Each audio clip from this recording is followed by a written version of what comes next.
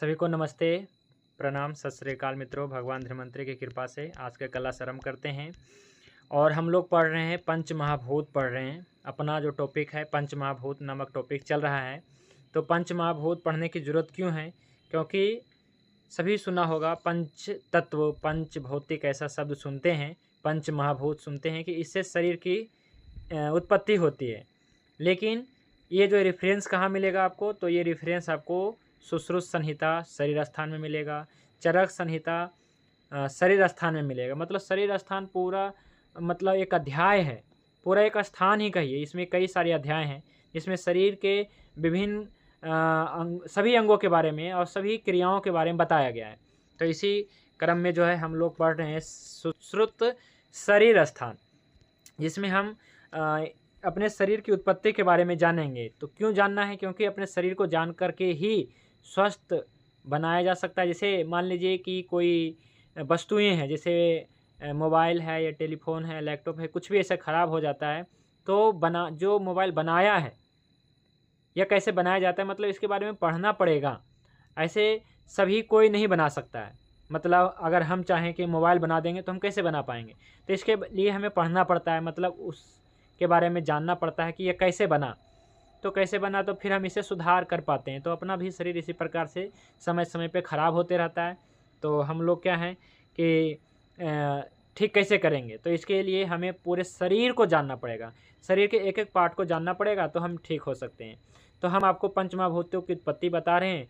तो हमने आपको जो है पिछले कल क्लास में हमने आपको बताया था, दर्शन बताया था कि ये सभी रेफरेंस हैं जो सभी जो है दर्शन से लिया गया है। मतलब जो चरक संहिता और सुश्रुत संहिता जो है ना, ये जो है सांख्य दर्शन का बहुत सारे सूत्रों को जो है फॉलो करता है ना। जिसमें क्या है कि जो मुख्य रूप से जो सिद्धांत मैं आपको बता रहा हूँ उसका नाम है प्रकृति पुरुष सिद्धांत।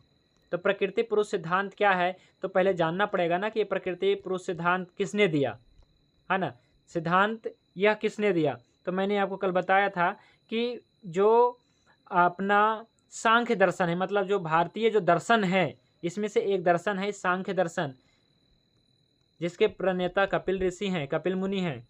उसमें बताया गया है प्रकृति पुरुष सिद्धांत। इसमें आप देखेंगे कि सांख्य दर्शन के कुछ प्रमुख सिद्धांत है। इसमें से एक जो है प्रकृति पुरुष सिद्धांत 2 नंबर में है, देखिए, और 2 नंबर में है। और इस दो चीज़ें भी मौलिक मूल तत्व है ना, मौलिक तत्व भी 2 हैं, प्रकृति और पुरुष। तो इसको द्वैतवाद भी कहते हैं। इसी प्रकार से तीसरा नंबर में देखेंगे तो त्रिविध सुख दुख है, और चौथे नंबर में 25 तत्व है। तो आपको मुख्य रूप से प्रकृति पुरुष सिद्धांत में जो है प्रकृति है, पुरुष है, और ये तो 25 में 2 यही मौलिक तत्व है। बाकी 25 में जो 23 और भी तत्व हैं उसके बारे में पढ़ेंगे। इसमें से मुख्य रूप से जो है पढ़ेंगे पंच तत्व के बारे में पढ़ेंगे। आकाश, वायु, अग्नि, जल और पृथ्वी तत्व के बारे में पढ़ेंगे। इसका मतलब ये नहीं कि मन, बुद्धि, चित्त, अहंकार इसको छोड़ देंगे, नहीं, ये सब को लेकर के 25 तत्वों के बारे में ही पढ़ना पड़ेगा, बराबर रूप से पढ़ना पड़ेगा। ऐसा नहीं कि पंच तत्व को विशेष रूप से पढ़ेंगे, लेकिन जो ये स्थूल मतलब क्या है कि जो सबसे सूक्ष्म है वो है प्रकृति और पुरुष। और इसके बाद जितने भी विकार हैं, 16 विकार जितने भी हैं, ये सभी जो हैं, जितने भी हैं, ये सभी के सभी जो हैं स्थूल हैं, मतलब उससे स्थूल हैं। हालांकि जो पंच तत्व है ये भी स्थूल नहीं है, मतलब यह कहिए सूक्ष्म भी उसके तुलना में, प्रकृति और पुरुष की तुलना में सूक्ष्म नहीं है, उससे तो स्थूल ही है। लेकिन हमारे लिए तो सब कुछ सूक्ष्म ही है, जैसे मन, बुद्धि, चित्त, है ना। और क्या क्या बताए, तन मात्राएँ, शब्द, स्पर्श, रूप, रस, गंध, ये जितने भी हैं, तो ये सभी तन मात्राएँ जो है हमारे लिए तो सभी सूक्ष्म ही हैं। लेकिन प्रकृति और पुरुष के लिए तो क्या है कि सूक्ष्म, क्योंकि वो इतना ज़्यादा सूक्ष्म है ना। आत्मा, प्रकृति और पुरुष क्या है, बहुत ज़्यादा सूक्ष्म है। तो सांख्य दर्शन के कुछ प्रमुख सिद्धांत है, इसके बारे में हम पढ़ रहे हैं, जिसमें आपको प्रकृति पुरुष बताएंगे और 25 तत्व के बारे में बताएंगे। और 5 नंबर में जो विकासवाद जो देख रहे हैं, तो विकासवाद क्या है, एवोल्यूशन की कैसे कैसे विकास हुआ प्रकृति का। तो प्रकृति का विकास पुरुष के साथ होता है। तो आपको मैंने ये आपको कल बताया था, प्रकृति पुरुष के प्रकृति और पुरुष मिला करके 25 तत्व, जिसमें आप रेफरेंस देखेंगे कि कहाँ पे है, तो ये देखेंगे। आज और विस्तार से हम जानेंगे। तो चलिए, कोई भी साथी सबसे पहले जो है जीवात्मा, ये है ना, इसके बारे में पढ़िए। आज हम जीवात्मा के बारे में पढ़ेंगे, यानी कि पुरुष के बारे में पढ़ेंगे। पढ़िए यहाँ से, जीवात्मा। जीवात्मा, ये सब 24 तत्व जड़ हैं। पुरुष यह 25वां तत्व है। महदादि विक्राणगण कार्य से तथा मूल प्रकृत रूप कारण से मिलता हुआ ज्ञान करने वाला है। मूल में कार्य कारण संयुक्त इस जगह ऐसा भी पाठ है। उसका अर्थ देह रूप कार्य से और इंद्रिय रूप कारण से मिलता हुआ जीवात्मा चैतन्य को उत्पन्न करता है। यद्यप प्रकृति अचेतन है, तो भी पुरुष के मोक्ष के लिए उसकी प्रवृत्ति होती है। जैसे दुग्ध स्वयं अचेतन होने पर भी बच्चे के लिए चैतन्य होकर बाहर निकलता है, उसी प्रकार पुरुष के मोक्ष की चिंता होने से प्रकृति अचेतन होने पर भी चैतन्यता को प्राप्त होती है। देखिए यहाँ पे ये जो रेफरेंस देखिए कहाँ का है, सुश्रुत शरीर स्थान अध्याय 1 सूत्र संख्या 11। इसमें क्लियर हो गया कि जीवात्मा ये सब 24 जड़ तत्व हैं। 25 तत्वों में 24 तो जड़ ही हैं, जड़ हैं। केवल एक जो है पुरुष है, जो 25वां तत्व है, ये जो है चेतन है। जड़ मतलब अज्ञानी है। ये जो प्रकृति क्या है जी, अज्ञानी है। जैसे पंच तत्व, जैसे आकाश, वायु, तेज, आप और पृथ्वी, ये पंच तत्व हो गया। इसके अलावा और जितने भी आपके पंच कर्म इंद्रियां, पंच ज्ञान इंद्रियां भी है, लेकिन क्या है कि पुरुष के बिना तो क्या है जी, जड़ ही है। नाम कैसा है देखिए, ज्ञान इंद्रियां, लेकिन ज्ञान नहीं है। ज्ञान इंद्रियों में ज्ञान तभी आएगा जब क्या आत्मा या कहीं पुरुष का वास रहेगा, पुरुष का साथ रहेगा, नहीं तो ज्ञान इंद्रियां, वो ज्ञान इंद्रियां नहीं रह जाएगा। इसके साथ में प्रकृति, पुरुष, प्रकृति, बुद्धि, अहंकार, पुरुष तो है ज्ञानवान। तो इसमें जो आप देख रहे हैं 25 तत्व, तो 25 तत्व में सभी 24 तत्व पुरुष को छोड़ के, जो 2 नंबर में हमने लिखा है, प्रकृति मैंने टोटल कही प्रकृति, ये जो है जड़ है या कहिए अज्ञानी है। तो ज्ञान किसे है, तो यह केवल और केवल जो है पुरुष के पास है। पुरुष यानी कि आत्मा, पुरुष मतलब हम यहाँ पे आत्मा को कह रहे हैं, ठीक है। तो ये है, तो जीवात्मा ये सब 24 जड़, 24 तत्व जड़ हैं, माने अज्ञान है, इसे कोई जान नहीं है। और पुरुष या 25वां तत्व है, या कह लीजिए कि पहला दूसरा किसी स्थान पे रखिए, लेकिन यहाँ पे आया 25वां तत्व, ठीक है। वैसे प्रकृति और पुरुष 2 मौलिक तत्व हैं, ठीक है। तो ये सभी जड़ तत्व हैं, इसलिए ये 24 हो गए हैं। अलग से पुरुष 25वां कह सकते हैं, या पहला भी कह सकते हैं आप, है ना। लेकिन यहाँ पे जड़ तत्व के संदर्भ में हम पढ़ रहे हैं, तो 24 को जड़ माना है और पुरुष 25वां, ये है ना, ऐसा है तत्व जो क्या है, पुरुष है, ये चेतन है, माने कि इसके पास ज्ञान है, ये समझदार है, ठीक है। और इसमें ऐसा बताया गया है कि यहाँ पे एक उदाहरण दिया गया है दूध का। दूध क्या है जी, स्वयं अचेतन है, दूध अचेतन है, बिल्कुल अचेतन है। लेकिन क्या है कि बच्चे के लिए क्या है कि चैतन्य होकर के बाहर निकलता है। उसी प्रकार से पुरुष के मोक्ष की चिंता होने से प्रकृति अचेतन है, प्रकृति तो अचेतन ही है, लेकिन अचेतन है, पर चेतन अवस्था में कब आता है, तो पुरुष के साथ, जब पुरुष का साथ मिलता है, तो क्या है कि चेतन, जैसे मान लीजिए ज्ञान इंद्रियां हैं, तो ज्ञान इंद्रियां तो उसमें ज्ञान तभी आएगा जब पुरुष साथ रहेगा। तो पुरुष के लिए ही ये जो है चेतन अवस्था में आता है ना। बाकी सब जो है वैसे 24 तत्वों का जो है बताया गया अचेतन है, क्रियाहीन है, उनमें चेतना इसी 25वें तत्व द्वारा होती है, ठीक है। तो जो प्रकृति में चेतना का जो अनुभव होता है वह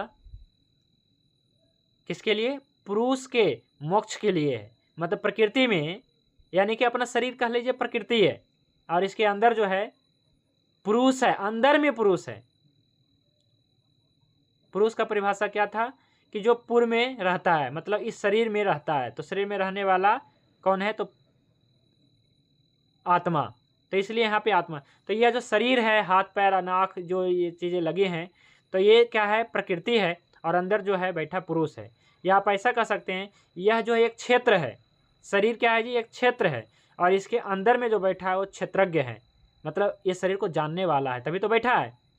आप अपने घर को जानते हैं तभी तो आप बैठे हैं उस घर में, मतलब आप मालिक हैं उस घर के, या फिर आप उस घर के बारे में जानते हैं तभी तो, कि तभी तो आप मतलब रहते हैं। इसी प्रकार से आत्मा क्या है जी, पुरुष क्या है, या कहीं आत्मा हम कहेंगे यहाँ पे, क्षेत्रज्ञ हैं।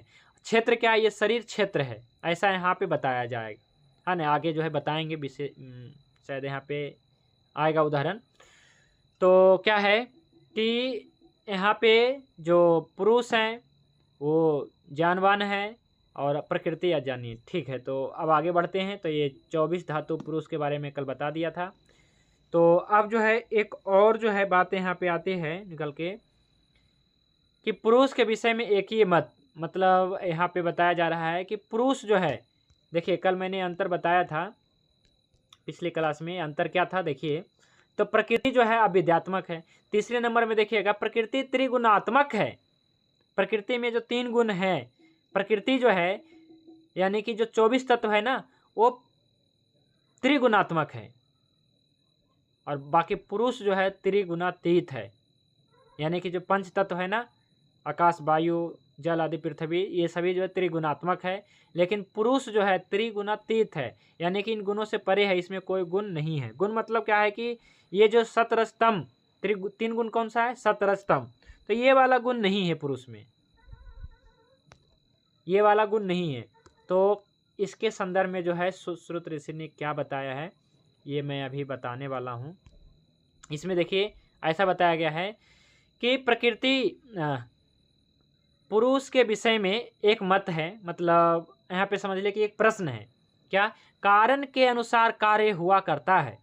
सुश्रुत ऋषि का ये रेफरेंस है, कारण के अनुसार कार्य होता है, जैसा कारण रहता है उसी के अनुसार कार्य होता है। इसलिए प्रकृति जो कारण स्वरूप है उसके अनुसार ही यह सर्वमहान और अहंकार आदि विशेष कार्य भी त्रिगुणात्मक होते हैं। उसी प्रकार यहाँ पे कहने का मतलब है कि प्रकृति त्रिगुणात्मक है तो पुरुष भी त्रिगुणात्मक है, ऐसा कह रहा है। पर इसका जो है, इसका उत्तर जो है इसमें लिखा हुआ है ना, इसका उत्तर क्या है, इसका उत्तर ये देते हैं, इसका 3 उदाहरण है। मान लीजिए कि आप सुबह और शाम को देखते हैं आकाश, आकाश तो नीला है, पर दिखाई सुबह शाम क्या देता है जी, लाल दिखाई देता है। तो इसका मतलब क्या कि आकाश लाल है। जो फिटकरी है, फिटकरी के सामने आप कोई फूल रख दीजिए, लाल फूल, कुसुम के फूल रख दीजिए, तो क्या फिटकरी लाल सा दिखाई पड़ता है, तो क्या फिटकरी लाल हो गया, श्वेत फिटकरी जो होता है। और तीसरा उदाहरण जो है चंद्रमा। चंद्रमा जो है पानी में चंचल प्रतीत होता है, मतलब पानी की लहरें की वजह से। तो क्या चंद्रमा हिल रहा है, डोल रहा है, ऐसा नहीं ना। तो ये इस प्रकार से, उसी प्रकार से पुरुष भी निर्गुण होने पर भी उसमें प्रकृति के संसर्ग से, प्रकृति पुरुष साथ साथ में है, तो इस कारण से उसका जो है गुण इसमें दिखाई पड़ता है, परंतु ऐसा है नहीं। उसी प्रकार पुरुष भी निर्गुण होने पर भी, पुरुष क्या है, निर्गुण है, पुरुष निर्गुण है। ठीक है, निर्गुण कहने का मतलब यहाँ पे ये 3 गुण जो है सतरजतम इसमें नहीं है, त्रिगुणात्मक नहीं है ये। लेकिन यहाँ पे जो दिखाई पड़ता है, जो किसी का मानना होगा कि प्रकृति के साथ में पुरुष भी त्रिगुणात्मक, पर ऐसा नहीं है, पुरुष निर्गुण है। तो प्रकृति और पुरुष निकट होने के कारण प्रकृति के गुण पुरुष में दिखते हैं। जैसा मलिन दर्पण में अपना मुख देखेंगे तो मुख मलिन प्रतीत होगा, उसी प्रकार से प्रकृति और पुरुष साथ साथ में रहते हैं। तो आपको जो है पुरुष यानी कि आत्मा के लगता है कि ये त्रिगुणात्मक है, पर ऐसा नहीं है। ठीक है, पुरुष जो है निर्गुण है। तो अब जो है पढ़ते हैं प्रकृति और पुरुष में क्या समानता है और क्या विषमता है। पिछले क्लास में तो विषमता बता ही दिए थे, ये देखिए प्रकृति और पुरुष में अंतर क्या है जी? तो ये सभी अंतर है। प्रकृति जड़ है, पुरुष चेतन है। प्रकृति अविद्यात्मक है, पुरुष ज्ञानवान है। प्रकृति त्रिगुणात्मक है, पुरुष त्रिगुणातीत है। प्रकृति बंधन का कारण है और पुरुष मुक्ति का कारण है। प्रकृति एक है, पुरुष अनेक है। ये सभी का उदाहरण देखने वाले हैं, रेफरेंस आ जाएगा। तो चलिए सबसे पहले पढ़िए, प्रकृति और पुरुष के साधर्म और वैधर्म मतलब क्या समानता है, क्या विषमता, यहाँ पे लिखा गया है जी। ये जान सुश्रुत का ही रेफरेंस है, पढ़िए। प्रकृति और पुरुष का साधर्म और वैधर्म। इसके बाद प्रकृति और पुरुष, इसके साधर्म और वैधर्म बताए जाएंगे। प्रकृति और पुरुष दोनों अनादि हैं, अंत रहित हैं, निराकार हैं, निरंतर रहने वाले हैं।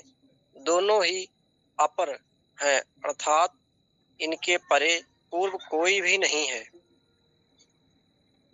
ऐसा भी पाठ है जिसका अर्थ ऐसा विग्रह करके प्रकृति और पुरुष ये दोनों ही महादादियों से परे हैं, दोनों ही सर्वत्र व्यापक हैं। अब दोनों की असमानताएं बताते हैं। प्रकृति एक है, चैतन्य रहित है, सत्व रज तमो गुणात्मक त्रिगुणात्मक बीजधर्मिणी है। इसका अर्थ यह है कि जैसे वृक्ष बीज में रहता है, उसी प्रकार भी यह भी संसार रूपी वृक्ष का बीज स्वरूप है। इसी से फिर संसार उत्पन्न होता है। सत्व रज और तम जब समान अवस्थाओं में रहते हैं, तब सब महत अहंकार आदि विकारों के लिए बीज स्वरूप में रहने वाली है। चलिए ठीक है, समझाते हैं। देखिए, प्रकृति और पुरुष में क्या समानता है, क्या विषमता है, इसको जो है आप इस तरह से समझ सकते हैं। ये तो बहुत लंबा है, इसको आप समझ सकते हैं। समानता ये है, विषमता तो बहुत सारे बता दिए। समानता ये है कि प्रकृति अनादि है और पुरुष भी अनादि है। बताया था कि नहीं? तीन वस्तु या कहिए दो मौलिक वस्तु अनादि है, प्रकृति और पुरुष। और तीसरा अगर जानना चाहते हैं तो ईश्वर भी पुरुष के जैसा ही है, क्योंकि पुरुष और ईश्वर में क्या अंतर है? तो ईश्वर पुरुष विशेष ईश्वरा, माने पुरुष को ही ईश्वर कहा जा रहा है। पुरुष विशेष ईश्वरा, योग दर्शन के शब्दों में, कि विशेष पुरुष ही ईश्वर कहलाता है। तो कहते हैं ना कि आप भी भगवान ईश्वर बन सकते हैं, पर ऐसा नहीं है। वो कुछ और भी ये अपना दिमाग नहीं लगाना है, क्योंकि ये जो है बुद्धि से परे है।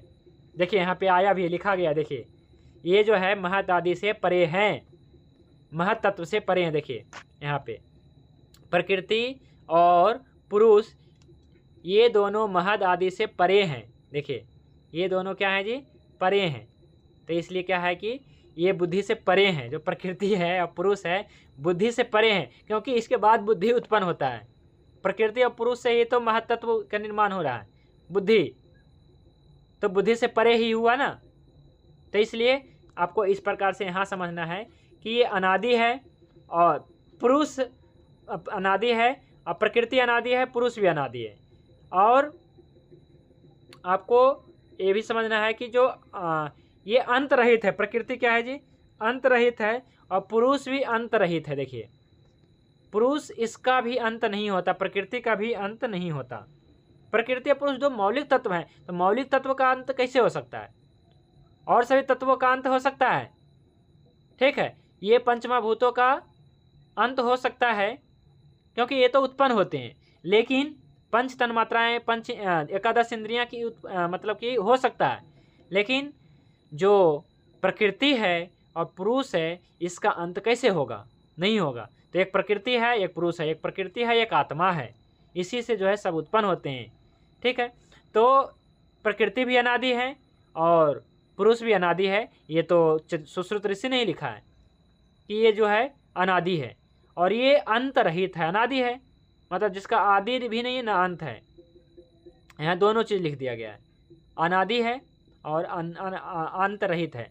निराकार है, इसका कोई आकार नहीं है, आकार से रहित है। ये दोनों समानता है। तो प्रकृति का कहेंगे, हम तो प्रकृति को देख रहे हैं, प्रकृति को तो हम देख रहे हैं, लेकिन आप ये बताइए प्रकृति को आप कैसे देख सकते हैं? जिस प्रकृति की यहाँ पे बात किया जा रहा है वो बहुत ज़्यादा सूक्ष्म है। जब आप महाभूत को नहीं देख रहे हैं, जब आप तन्मात्राओं को नहीं देख रहे हैं, जब आप बुद्धि को नहीं देख रहे हैं, तो बताइए आप प्रकृति को कैसे देख पाएंगे? प्रकृति को कैसे देख पाएंगे? जो आप देख रहे हैं ना, ये स्थूल प्रकृति है, ये पंचमहाभूतों से बना है। तो ये वाला प्रकृति है, ये जो है वो जो है सूक्ष्म प्रकृति की बात किया जा रहा है। तो ये क्या है, बिल्कुल सूक्ष्म है, ये नहीं दिखने वाला। तो इसलिए क्या है, ये निराकार है, इसका नहीं आकार है। और पुरुष भी क्या है, निराकार है, आत्मा भी निराकार है। तो प्रकृति पुरुष में ये समानता है। तो जो आप देख रहे हैं झरने, पहाड़, तालाब है ना, घर द्वार जो भी देखते हैं, ये क्या है जी, पंचमहाभूतों से बना है। तो क्या प्रकृति पंचमहाभूतों से बना है? नहीं। अरे भाई प्रकृति से तो सब बना ही है, प्रकृति से तो पंचमहाभूत बना है। तो आप कैसे कह सकते हैं पंचमहाभूतों से ये घर बना है? कह सकते हैं, क्योंकि पहले तो प्रकृति बना, प्रकृति के बाद पंचमहाभूत बना, पंचमहाभूत से घर बना। लेकिन आप ये नहीं कह सकते हैं कि पंचमहाभूतों से प्रकृति बना है। लेकिन हाँ, ये स्थूल प्रकृति जरूर बना है। जो आप देख रहे हैं, जो आपको सच में ये आंखों से दिखता है, ये स्थूल प्रकृति। तो जो प्रकृति है, ये तो बहुत ज़्यादा सूक्ष्म है। और पुरुष ये भी क्या है, निराकार है, और प्रकृति भी निराकार है, और दोनों नित्य है, निरंतर है। ठीक है। और पहले के क्या है कि पहले के अंतर में हमने यहाँ पे देखिए लिखा है प्रकृति अनित्य है, पुरुष नित्य है। तो इसको हम करेक्शन करेंगे, इसलिए क्योंकि हमने एक लाइन में पढ़ा था कि प्रकृति के भिन्न पुरुष है, अब पुरुष के भिन्न प्रकृति है, लेकिन सब चीज़ भिन्न नहीं है, कुछ समानता भी है। तो ये वाला समानता नहीं था जी। ठीक है, दोनों क्या है, ये दोनों नित्य है। जब अनादि है तो नित्य है, ऐसा बताया गया। और इसके अर्थात इससे पहले कोई नहीं है, इससे पूर्व सबसे पूर्व यही है, मतलब। और व्यापक है। प्रकृति क्या है जी, व्यापक है। अब पुरुष भी व्यापक है, सर्वव्यापक। तो पुरुष भी सर्वव्यापक है। तो कहते हैं ना ईश्वर सर्वव्यापक होता है, आपने सुना है ना, ईश्वर सर्वव्यापक है। तो पुरुष भी सर्वव्यापक है, देखिए सर्वत्र विद्यमान। और प्रकृति भी सर्वव्यापक है, प्रकृति भी सब जगह पे है। ऐसा कोई एक स्थान है जहाँ पे प्रकृति नहीं है, जहाँ पे कुछ नहीं, वहाँ पे खाली स्थान आकाश है ना, आकाश महाभूत तो हुआ ना। तो आकाश भी एक तो तत्व ही है, प्रकृति ही है। तो इसलिए प्रकृति और पुरुष में ये 6 प्रमुख समानता है। प्रकृति अनादि है, पुरुष अनादि है। प्रकृति और पुरुष दोनों अनादि है, दोनों अंतरहित है, दोनों निराकार है, दोनों नित्य है। इससे पहले प्रकृति और पुरुष से पहले कोई नहीं था, और दोनों जो है व्यापक है। दोनों की विषमता, आप जानते हैं विषमता क्या है? तो विषमता तो पहले ही बता चुके हैं कि प्रकृति एक है और पुरुष अनेक है। मतलब आत्मा, आपको मानते हैं ना कि आत्मा अनेक है, जो सभी में है कि नहीं, अलग अलग।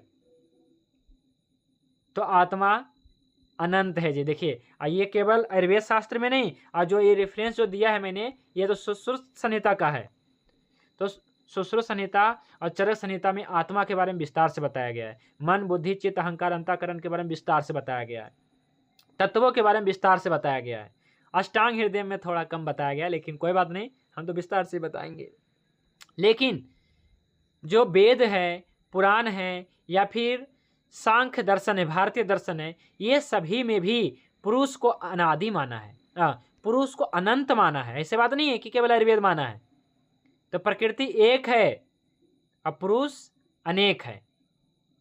प्रकृति जड़ है और पुरुष अचेतन है। पुरुष, ये कैसे हो सकता है? दोनों की विषमता। हाँ, प्रकृति जड़ है और ये चेतन है ना। यहाँ पे लिखा है अचेतन नहीं है ना, इस प्रकार घुमा के लिख दिया गया है। मतलब चेतन है, अचेतन नहीं मतलब चेतन है, चैतन्य युक्त है। प्रकृति त्रिगुणात्मक है, 3 गुण वाला है, 17 स्तंभ। और पुरुष जो है ये तीनों गुण से परे हैं। और प्रकृति बीज धर्म वाली है, इससे फलती फूलती है। लेकिन पुरुष ऐसा नहीं है, पुरुष क्या है तो बीज धर्म से रहित है। लेकिन प्रकृति पुरुष मिल करके होगा। और प्रकृति से विकास होता है, प्रसव धर्मी है, और पुरुष से कुछ उत्पन्न नहीं होता, इसलिए प्रसव धर्म से शून्य है। और प्रकृति दुख सुख को भोगने वाली है, भोग्या है, और दुख सुख से शून्य है। पुरुष क्या है जी? दुख सुख से शून्य है, मतलब आत्मा के बारे में, और आत्मा के बारे में बताया जा रहा है। पुरुष मतलब दुख सुख से शून्य है, ऐसा यहाँ पे बताया गया है। ठीक है, तो ये हो गया आज का टॉपिक, है ना। देखिए आप जो पूछना चाह रहे हैं ना, अगर कोई दूसरा प्रश्न है तो पूछिए श्रीवास्तव जी, है ना। गुरु जी। हाँ जी, नमस्ते गुरु जी, माफ कीजिए लेकिन कने मैंने जो गुरु किया है उनकी तरफ से सृष्टि रचना का मैं वीडियो आप सब डालता हूँ ग्रुप में, वो देखिए। तो प्रकृति है ना दुर्गा माता है, और पुरुष है वो क्षर पुरुष है, काल है, उनके ऊपर परमात्मा है। देखिए आप परमात्मा ने सब सुनिए सृष्टि सुनिए निर्माण सुनिए, किया है। आप बोलिए। ठीक है, आपका जो भी मत है वो केवल ग्रुप हाँ जी। में आपको कोई वीडियो होगा सेंड कर दीजिएगा, जिनको देखना होगा आप देखेंगे। परंतु हाँ, हम क्या देखिए, बता रहे हैं जी, आपको आयुर्वेद शास्त्र बता रहे हैं। आप क्या बता रहे हैं? आप एक बराबर। पंथ, आप एक मजहब या आप एक धर्म के अनुसार बता रहे हैं, लेकिन हमारा कोई धर्म नहीं, हमारा वैद्य धर्म है। हम केवल आयुर्वेद नहीं, शास्त्र को फॉलो करेंगे। और अपना तो ये आप मतलब नहीं जनसंख्या है कि कैसे बन रहा है शरीर, अपना तो क्या है कि हमारे रोगी कैसे ठीक हो, हम इसका शरीर को समझना चाह रहे हैं। हमको कोई धर्म से बराबर। कोई मतलब नहीं है। ठीक है, तो आप ये सब छोड़ दीजिएगा। ठीक है। ठीक है, आपने मान लीजिए कि आपके गुरु कोई होंगे और आपको बता रहे होंगे कि ये हैं, ऐसे ऐसे हैं, है ना, दुर्गा माता है, काली माता है, शिव शास्त्र भगवान है, पुरावा है ना, अल्लाह है और जीसस चारों है। वेद सारे हम ये सब शास्त्र का नहीं, पुरावा देते हैं। हाँ, हम ये सब नहीं बता रहे हैं पहले, इसलिए तो हमने आपको कह रहे हैं कि पहले क्लास में ही मैंने क्लियर कर दिया था कि हम जो भी बताएंगे, हम कोई धर्म के आधार पर नहीं बताएंगे, हम जो भी बताएंगे आयुर्वेद शास्त्र के आधार पर बताएंगे। और ऐसा हमने देखा कि हमने कोई पुराण उठा लिया यहाँ पे, हमने कोई धार्मिक ग्रंथ उठा लिया नहीं, हमने फिलॉसफी भले उठाया, केवल एक शास्त्र का सहारा लिया, उसका नाम है फिलॉसफी, दर्शन शास्त्र। तो दर्शन शास्त्र का सहारा ले सकते हैं, ये धर्म ग्रंथ नहीं होता है जी। दर्शन शास्त्र जो है धर्म ग्रंथ नहीं होता है। ठीक है, कोई भी दर्शन को आप ले सकते हैं। तो इसमें हमने आपको दर्शन के बारे में कल बता दिया था। ठीक है, अब क्या है कि कोई प्रश्न है तो रख सकते हैं टॉपिक से रिलेटेड कि हाँ हमें समझ में नहीं आया, प्रकृति पुरुष समझ में नहीं आया। प्रकृति क्या है बस इतना समझना है। प्रकृति आपको क्या है कि मौलिक तत्व है ये, जिससे क्या है कि सृष्टि का निर्माण होता है पुरुष के साथ में मिल करके। पुरुष नहीं रहेगा तो फिर क्या है, प्रकृति आगे नहीं बढ़ेगा। मतलब जो स्थूल प्रकृति है वो आपको नहीं दिखने वाला, है ना। स्थूल प्रकृति को देखना है तो सूक्ष्म प्रकृति के बारे में हम आपको बता रहे हैं। ठीक है, तो इनका प्रश्न था नरेंद्र शेखावत जी का कि प्रकृति का रहे हैं कि ये तो अव्यक्त है या फिर कहिए कि ये तो निराकार है, तो हम कैसे देख पा रहे हैं। तो इसका उत्तर आपको मिल गया होगा कि जो हम प्रकृति की बात कर, हम जो कर रहे हैं बात, वो सूक्ष्म प्रकृति की बात कर रहे हैं। उससे क्या है कि ये इस चार्ट के अनुसार जो समझिए पहले कि क्या बताया गया, प्रकृति से उत्पन्न हुआ आपका पुरुष, प्रकृति और पुरुष मिलकर के बुद्धि तत्व, अब बुद्धि तत्व के बाद जो है अहम तत्व, है ना, मैं की जो भावना, और एकादश इंद्रियां। तो एकादश इंद्रियां देखिए, गौर करिएगा, एकादश इंद्रियों की भी जो हम बात कर रहे हैं ना, 5 कर्म इंद्रिया, ज्ञान इंद्रिया, तो ये स्थूल हाथ की बात कर रहे हैं। जैसे हाथ क्या है, हाथ आपने सुना है ना कि हाथ क्या है जी, तो एक जो है कर्म इंद्रियां है। तो ऐसा नहीं है जो आप सोच रहे हैं, ऐसा बिल्कुल नहीं है कि हाथ मतलब अहंकार से, मैं से जो है सीधा हाथ बन गया। गर्भ की उत्पत्ति हुई नहीं और ये हाथ कैसे बन जाएगा, और ये हाथ बन गया, मतलब ऐसा नहीं हो सकता है। तो जो हम बता रहे हैं दर्शन क्या है असल में, कि जो आपको दिख रहा है उसके पीछे का रहस्य, इसी को तो दर्शन कहते हैं। इसी को तो हम पढ़ रहे हैं कि जो दिखाई दे रहा है वो है नहीं, जो दिखाई दे रहा है असल में जो दिखाई देता है वो होता नहीं है। इसके पीछे आंखों के समक्ष घटने वाले घटना के पीछे छिपे हुए सत्य को जानना ही दर्शन है, ये बताया था ना। तो जो हाथ दिख रहा है, आँख दिख रहा है, जीवा दिख रही है, मुख दिख रहा है या फिर पैर दिख रहा है, ये सभी कर्म इंद्रियां, ज्ञान इंद्रियां हैं जो दिख रहा है, लेकिन वो है नहीं।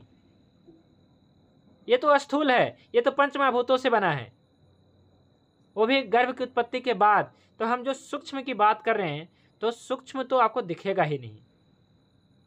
ठीक है, तो ये है। तो अभी जो है आपको जो है सूक्ष्म जो भी ज्ञान इंद्रियों की बात करते हैं ना, तो समझिए कि सूक्ष्म ज्ञान इंद्रियां हैं ये सभी, जो आपको दिखने वाला नहीं है, केवल समझने की चीज़ है। यानी कि आंखों के समक्ष जो घटना घट रही है ना अभी, वो समझिए इसके पीछे, है ना, घटना के पीछे छिपे हुए सत्य को जानना है। ठीक है, तो इसके लिए दिमाग लगाना है इसके लिए जो है क्या है कि दर्शनों को और विस्तार से पढ़ना है और आपको 25 तत्वों के समझना है। अब जो है आगे बढ़ेंगे, प्रकृति और पुरुष के बारे में यहाँ बहुत हो गया। अब हम बुद्धि, अहंकार और आगे तत्वों के बारे में जानेंगे। इसके साथ मन, बुद्धि और अहंकार, ये 3 तत्व और है, प्रमुख रूप से समझना। ठीक है, इसके बारे में। और गुण, आत्मा के गुण, मन के गुण, बुद्धि के गुण और पंच कर्म इंद्रिया के गुण और पंच महाभूतों के गुण पढ़ लेंगे, खत्म हो जाएगा ये टॉपिक। दोष के बारे में हमने कैसे पढ़ाया था कि बात पित्त कफ के पढ़ाया, बात पित्त कफ के गुण बता दिया। इसी प्रकार से प्रकृति, तो प्रकृति के गुण बता देंगे, पुरुष के गुण बताएंगे, बुद्धि का गुण, अहंकार के गुण, पंच कर्म इंद्रियां के गुण, है ना, 11 इंद्रियों के गुण और तन्मात्राओं के गुण और पंच महाभूतों के गुण। तो ये टॉपिक खत्म हो जाएगा। तो 25 तत्व हैं, 25 के अब गुण जानने पड़ेंगे कि क्या गुण है। ठीक है जी, हाँ जी। तो आप प्रश्न उत्तर चलेगा। ठीक है, आप कोई प्रश्न है तो रखिएगा।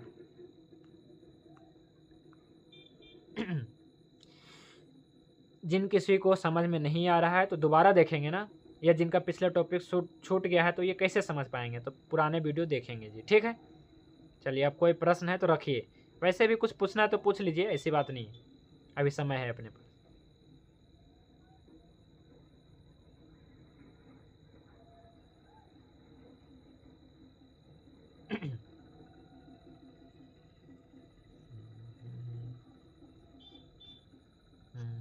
आचार्य जी, इनका उपयोग क्या आएगा? इनका प्रकृति, पुरुष, बुद्धि, चित्त, अहंकार, मन, ज्ञान, वाणी, ये क्या है सब चीजें? इसका आयुर्वेद में क्या उपयोग रहेगा इनका?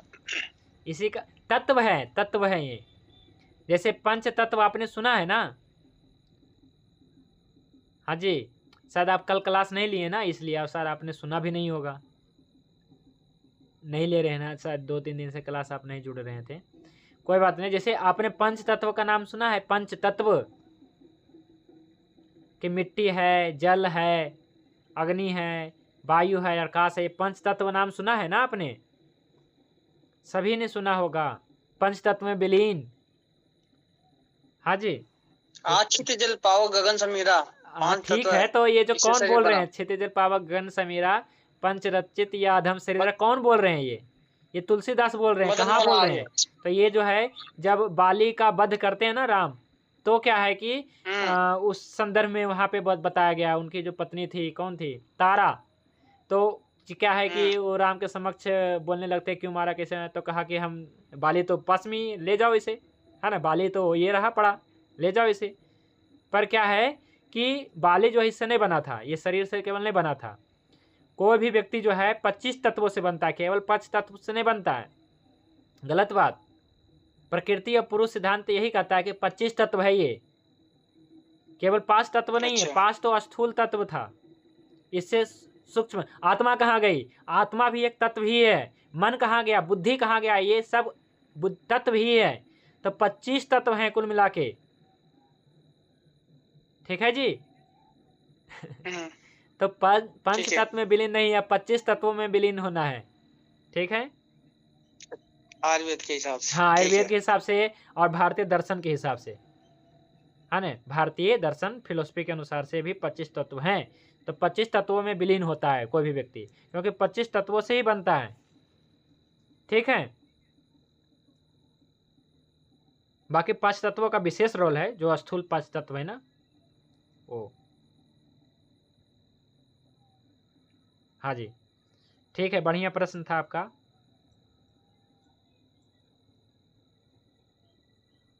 चलिए, आप कोई दूसरा प्रश्न तो रखिए।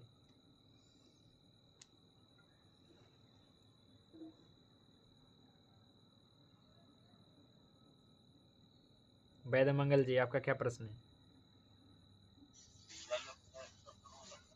गुरु जी, ये पुरुष मतलब आत्मा। हाँ, जैसे प्रकृति तो जैसे पंच महाभूतों से जैसे कहा गया, चितजल पावक गगन समीरा पंच रचित या अधम शरीरा। तो ये तो मान लीजिए जैसे खत्म होने के बाद एक्सपायर हो जाते हैं, जैसे बोलते हैं कि पंच तत्व में विलीन हो गए। हाँ, 5 तत्व ये प्रकृति में मिल जाता है। जो पुरुष है वो कहाँ जाता है? वो किस में मिलता है? तो पुरुष के गुण अभी बताया कहाँ मैंने, प्रकृति का गुण तो कुछ कुछ समझा दिया, पुरुष के गुण कल बताएंगे। पुरुष मतलब आत्मा के गुण ना, आप आत्मा के गुण हाँ जानना हाँ, चाह रहे हैं। ठीक है, आपका प्रश्न मैं उसमें समझ गया।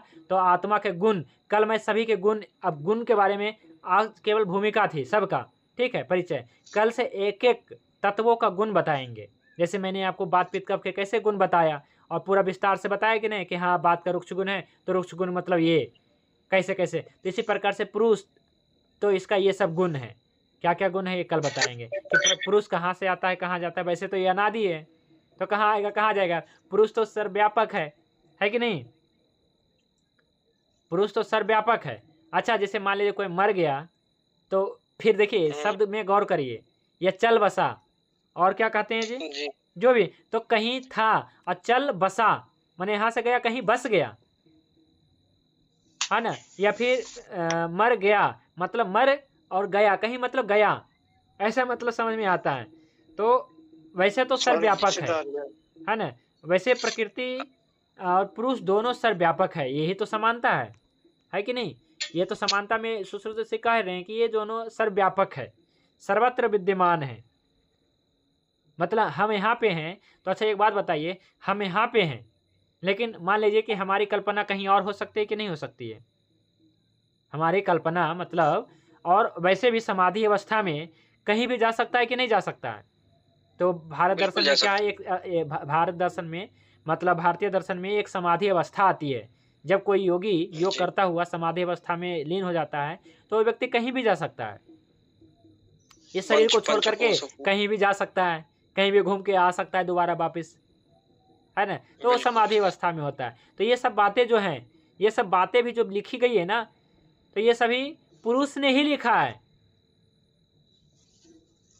लेकिन पुरुष विशेष, पुरुष नहीं, हमारे आपके जैसे लोग नहीं, पुरुष विशेष। तो पुरुष विशेष को क्या कहते हैं, ईश्वर। यानी कि ये सब बातें ईश्वर लिखा है। इसका मतलब वेद और जितने भी ये दर्शन आयुर्वेद, ये सब पुरुष विशेष यानी ईश्वर ने लिखा। तो इससे भी साबित हो जाता है कि वेद और आयुर्वेद ये सब क्या है जी, ईश्वर ने बनाया। और कैसे बनाया, तो समाधि अवस्था में क्या होता है कि कहीं भी जा करके, है ना, मतलब कि सूक्ष्म से सूक्ष्म चीज़ों में प्रवेश करके उसके बारे में जान करके लिखता है ना। तो ये सब बातें जो हैं साधारण मतलब क्या है कि लोगों ने नहीं लिखा, पुरुष विशेष लिखा, यानी कि ईश्वर ने लिखा है। तो ये सभी सही है ना। ऐसा नहीं कि ऊपर से टपक गया, ऐसा कुछ नहीं है, लिखा ही गया है, ठीक है। परंतु क्या है कि ये सभी जो है समाधिस्थ ऋषि मुनि थे जिन्होंने इतनी सारे ज्ञान की बातें लिखा, ठीक है जी बिल्कुल सही। तो इसके बारे में हम कल बताएंगे, नेक्स्ट क्लास में हम सभी तत्वों का गुण धर्म बताएंगे, तो आपको समझ में आ जाएगा। इससे पहले आपको क्या है कि अब तक के जितने भी क्लास थे, मतलब अभी जो 2-3 दिन से शुरू हुआ है महाभूतों वाला, ये सभी वीडियो देख लीजिएगा, ठीक है। जो नहीं जुड़े हैं मतलब शुरू से, तो उनके लिए मैं बता रहा हूँ, ठीक है। ताकि जो है आगे के क्लास जो है बहुत ही महत्वपूर्ण होने वाला है। सभी तत्वों के गुण धर्म पढ़िएगा, है ना। जितने भी 25 तत्व है, तो आपको समझ में आ जाएगा कि असल में क्या है मामला, है ना। कि ये शरीर, तो 25 तत्वों के गुण धर्म पढ़ लेंगे तो फिर 25 तत्व हैं, लेकिन गुण धर्म तो आपको बता ही चुके हैं जी। गुण धर्म तो 20 है ना, आपको बताया था ना। जो बात पित्त कफ के गुण है, ये सब क्या है, गुण ही तो है कि कोई लघु है, कोई गुरु है ना, कोई संदिग्ध है, कोई रुक्ष है। ये अलग, ये गुरुवा आदि गुण था, वो बात पित्त कफ में चलता है। लेकिन अब जो है आपको, जैसे प्रकृति अनादि है, तो अनादि भी एक गुण ही हुआ ना, सतरस्तम एक गुण ही है ना। तो इस प्रकार से, लेकिन कुछ ऐसी भी चीजें जैसे पृथ्वी क्या है, गुरु है। तो क्या महाभूतों के संदर्भ में गुरुवा आदि गुण काम करता है। लेकिन अभी जो है मैं आपको प्रकृति और पुरुष के बारे में बताएंगे, आत्मा के बारे में बताएंगे। तो आत्मा क्या है, आत्मा का क्या मतलब द्रव्यमान हो सकता है ना, ये सब के बारे में कल होगी चर्चा, ठीक है जी। तो आप कोई प्रश्न है तो रख सकते हैं, नहीं तो शांति पाठ करके आज की क्लास को विराम कर देंगे। आज थोड़ा छोटा टॉपिक था।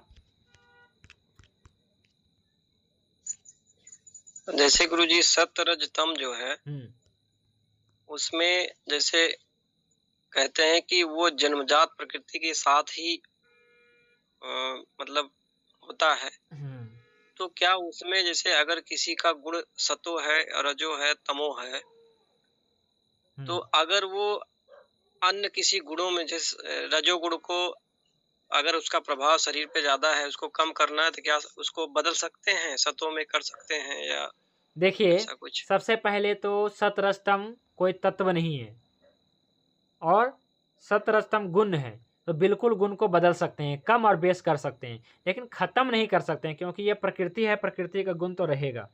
सतरजतम बढ़ सकता है, घट सकता है जी, बिल्कुल। ये तो क्या क्योंकि है कि हमने ये तो आपके अनुसार है ना, आपकी कैसी जीवन शैली है उसके ऊपर निर्भर करता है। आपके पूर्व जन्म के कर्म क्या है, अभी जन्म का कर्म क्या है, उसके ऊपर निर्भर है कि सत्य बढ़ेगा कि रज बढ़ेगा कि तम बढ़ेगा, लेकिन तीनों रहेंगे एक साथ। ऐसा नहीं हो सकता है जैसे कि रज बिल्कुल खत्म हो जाएगा, तम बिल्कुल खत्म हो जाएगा, हो ही नहीं सकता है, कभी नहीं। खत्म हो गया तो मतलब खत्म, ये कहते हैं ना खत्म, है ना, शरीर खत्म हो जाएगा, है ना। जैसे वात पित्त कफ होता है, उसमें किसी की हाँ, प्रकृति ज्यादा नहीं होती है, खत्म हो वात सकती पित्त है प्रकृति ये गुण है, ये खत्म वो नहीं तो हो सकता रहेगा। है।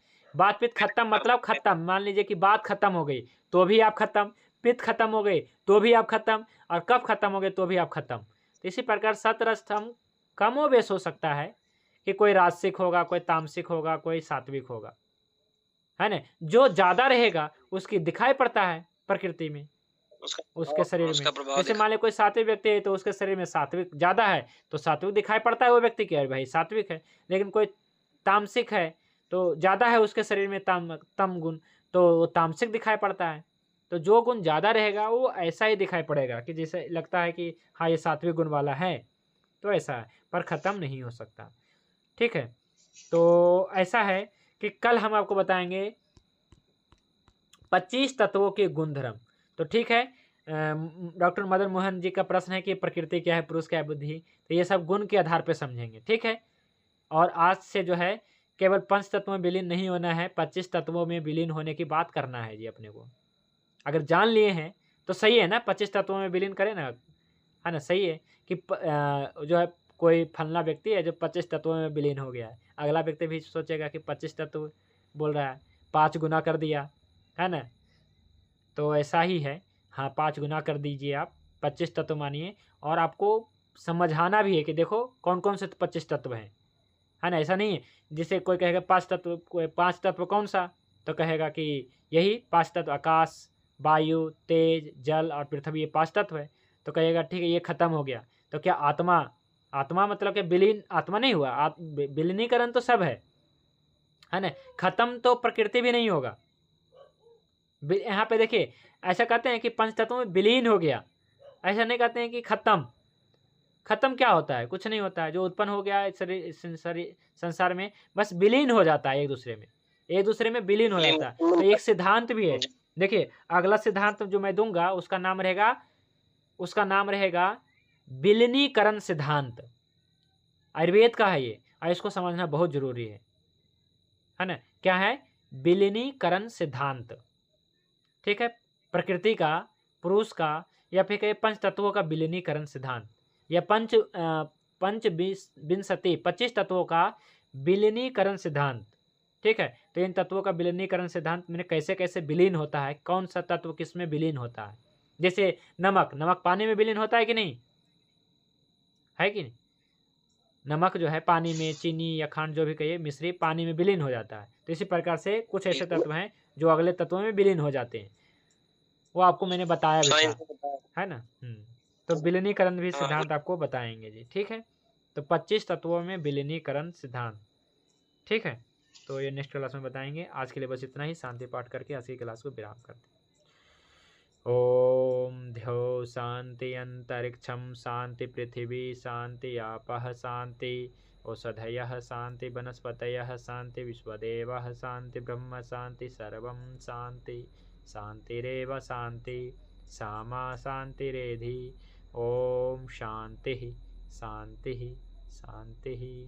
सभी को नमस्ते, शुभ रात्रि। भगवान धन्वंतरि की कृपा आप सभी पे बने रहे। जय धन्वंतरि, जय आयुर्वेद।